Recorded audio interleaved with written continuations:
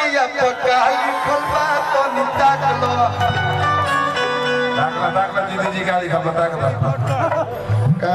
हमने के भोजपुरी में बहुत कहला लगता है तो आरे बता करे दाखला हमने के भोजपुरी में इतना फोक फोक बियाह शादी के गीत बा हम दू गो कैसेट गोले बनी एगो साली जी सहारा करे एगो खोला बबुआ पलकी के ओड़िया और वो लोग इतना प्यार दे दे लोग वही में ये किया बा जीते जी के फरमाइश में ये करवा गाओ तन ताकला नरवा खतर नहीं गाओ तो गार्जियन बनी हमारे ठीक बा बाप के चप्पल बेटा में आटे लगला तो दोस्त मित्र हो जाते हैं लेकिन इतना भी दोस्ती नहीं करना है कि बक्सर में ना रह पाए मिला चाहे जीते जी दार ससुर का लगे इतना बेहया कलाकार ओ ए धरती पर ना अच्छा तोर ए हो गाना याद मत तरीका तो तू लाइन देखिए कैसे बेबी को बेस पसंद है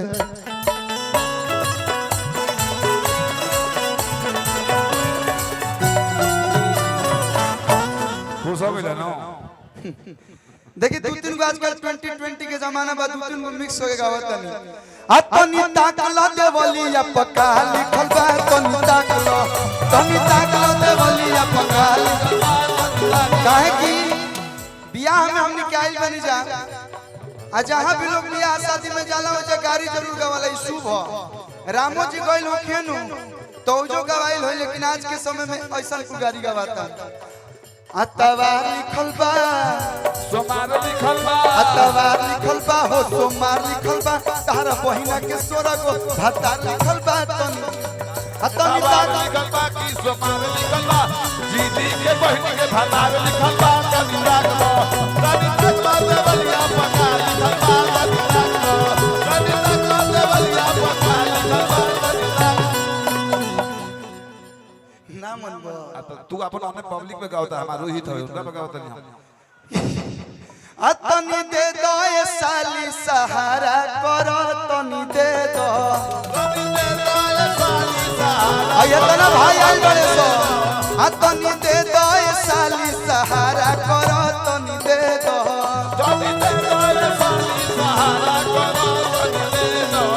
ठंडी में अकलेट लगेली चॉकलेट लगेली बड़ा मीठ लगेली किशमिश लगेली तनी दे दो ए साली सहारा करो तनी दे दो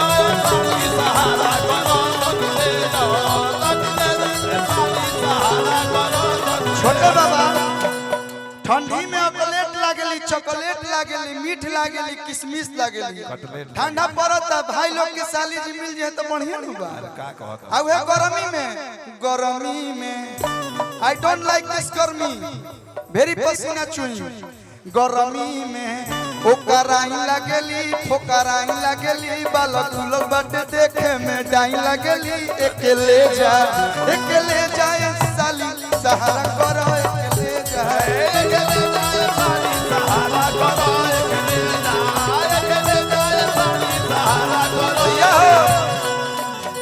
और गोपाल भैया कहाँ बनी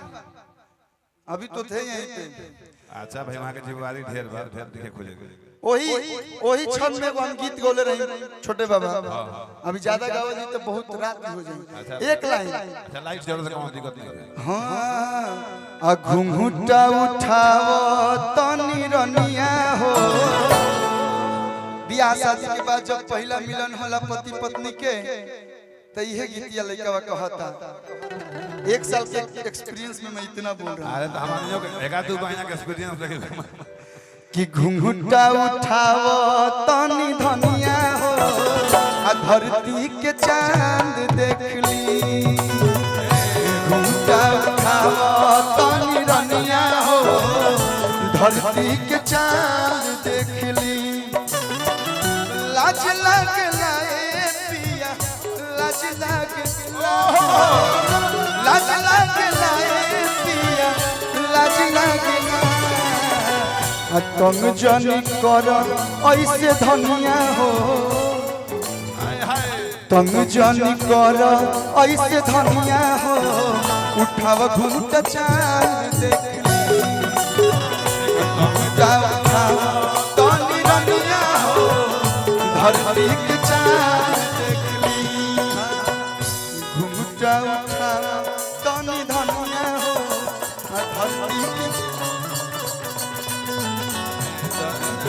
भैया हो धनिया हो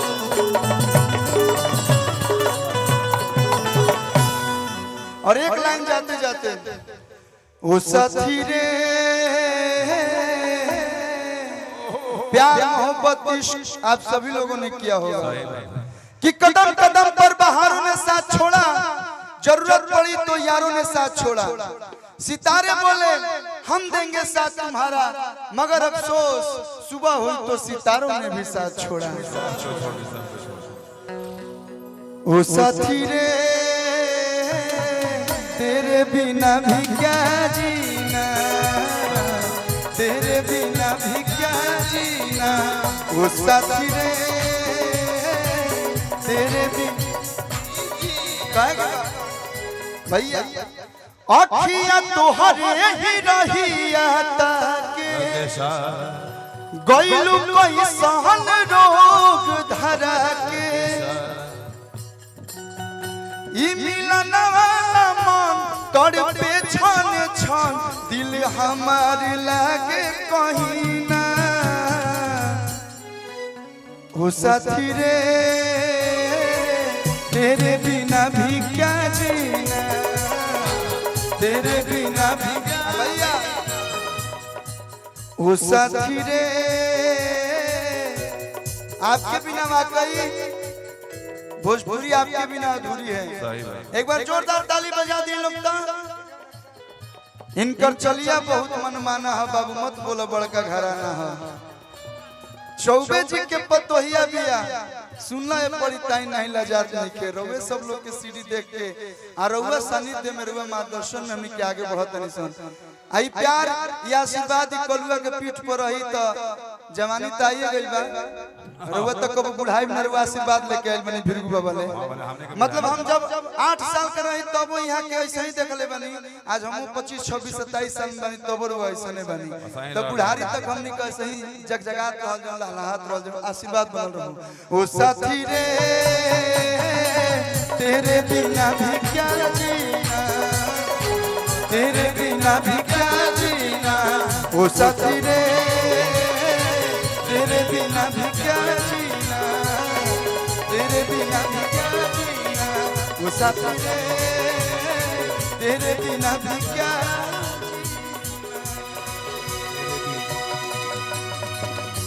चलिए बहुत बहुत धन्यवाद।